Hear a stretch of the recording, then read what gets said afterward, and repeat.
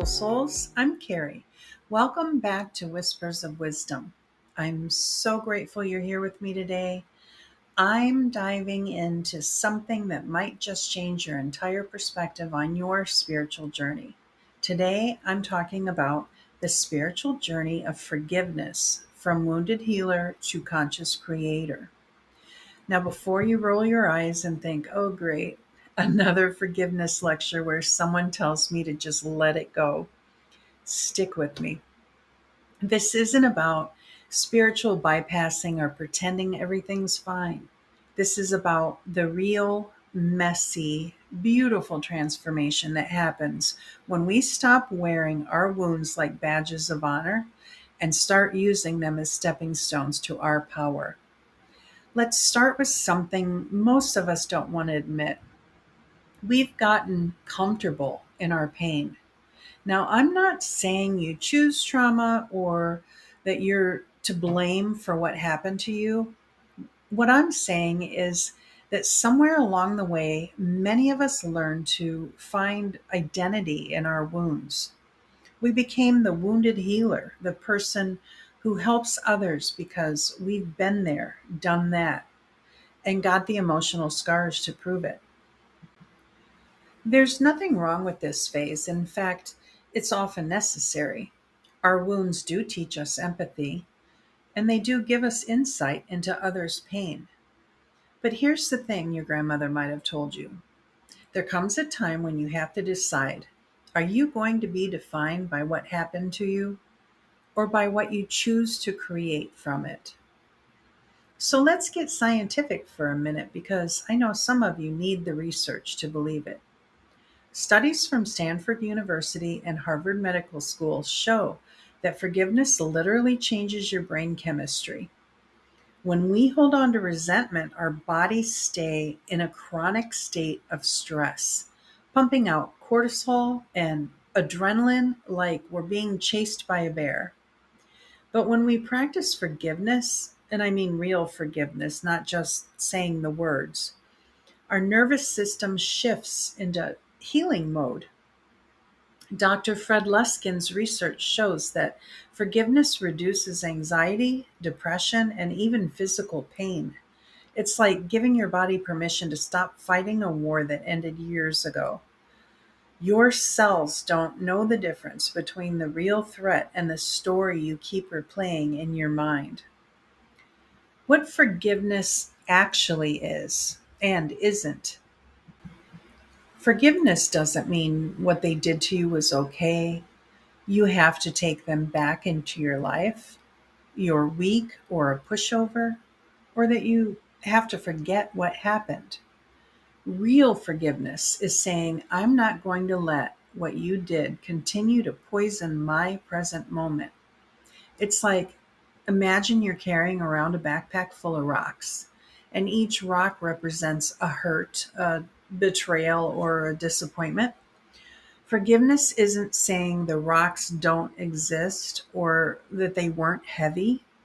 It's finally saying, you know what? I'm tired of carrying this weight. It's not serving me anymore. So here's where the magic happens.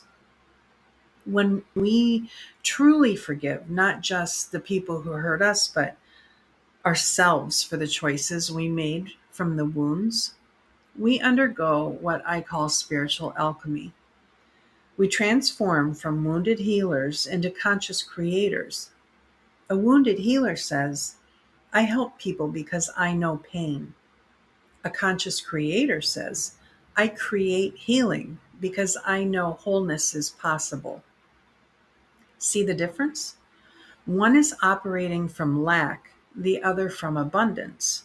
One is defined by the past, the other is creating the future. Let me break this down into stages because forgiveness isn't a one time event. It's a process, like peeling an onion, except hopefully with less crying. Stage one is acknowledgement. This is where you get real about what happened and how it affected you. No minimizing, no, it wasn't that bad. Feel your feelings. Stage two is responsibility. This is a tricky one. You take responsibility for your healing, not for what happened to you. You can't control what others did, but you can control your response moving forward. Stage 3 is release. This is where you actively choose to let go. It might take multiple attempts, and that's normal. Think of it like learning to ride a bike. You probably fell off a few times before you got it right. Stage 4 is integration. This is where you take the wisdom from your experience and use it to create something beautiful. Your mess becomes your message, as they say.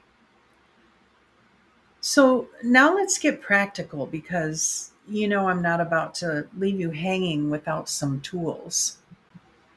The letter you'll never send. Write a letter to the person expressing everything you feel and then burn it safely and imagine the smoke carrying away your resentment. It's very freeing. You can also use other of Earth's elements, like make a paper airplane and fly it through the air, or ruin it with water, even bury it in the earth. I know a lady that I spoke to recently who wrote her pain on a canvas and painted over it.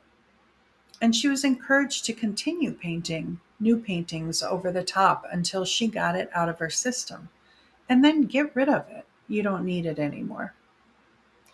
The Ho'oponopono practice, this Hawaiian forgiveness ritual, involves repeating, "I'm sorry, please forgive me, thank you, and I love you." It sounds simple, but it's incredibly powerful.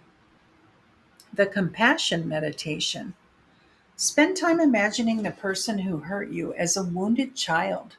This doesn't excuse their behavior, but it helps you understand that hurt people hurt people.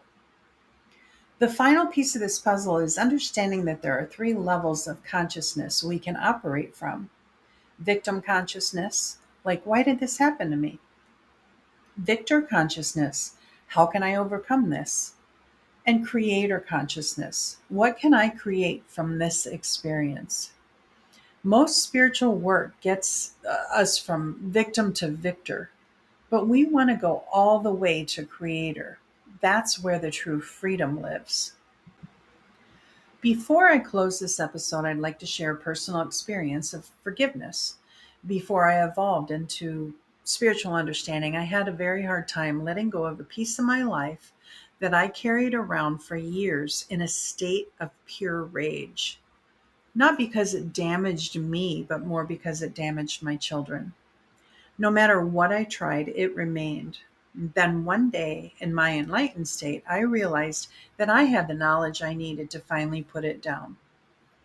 In a nutshell, I realized that person was a soulmate. Soulmates are like a spider in the center of its web, and the people closest to you are your family, loved ones, pets, the next group of friends, acquaintances, and so on as each position on the web moves further from you. Soulmates travel and transverse lives together, playing different roles in different sexes, nationalities, or time frames. I could be someone's mother in one life and that person's daughter in the next life. So we decide before we come here what roles that we're going to play, whether it's mean or nice or however you want to put it, before we spark off of our higher self.